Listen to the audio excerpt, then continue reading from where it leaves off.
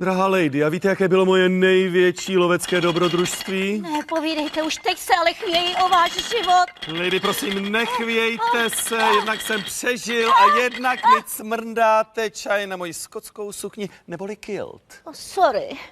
No ale tak povídejte rychle, jak to tedy bylo. Neuvěříte, podlá kočkovitá šelma mě přelstila. Následky toho setkání si nesu až dodnes.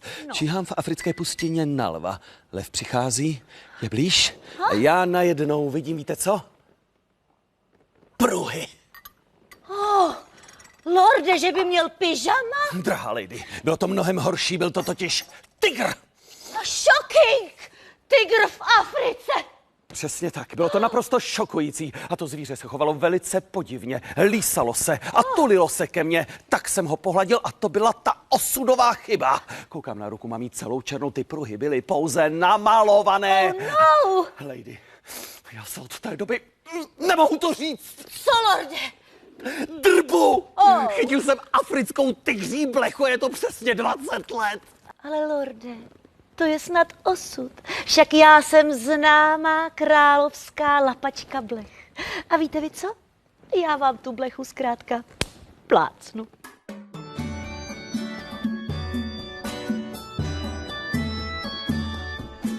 To vám lord tuhle v Africe chytil kde z tygří blechu a podivil se velice, co to má pod trikem za neplechu.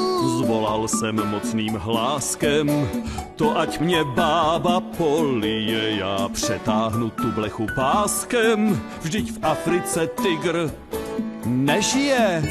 To nebyla tygří blecha? Byla zelva. Zedy? Přesně.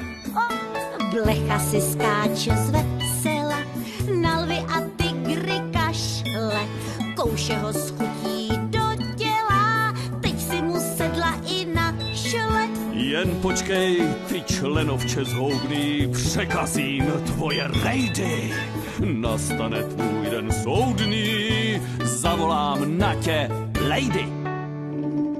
Of course. Ale co když ta blecha uskočí? Tak ji musíme plácnout tam, kde se nachází. Jak snadné, milý vocne. Máme blechu na hlavě, plácneme ji hrávě. Máme blechu na kotníku, plácneme ji do pupíku. Máme blechu na břichu, plácneme jí potichu. Máme blechu na dlani, plácnem jí, ať uhání.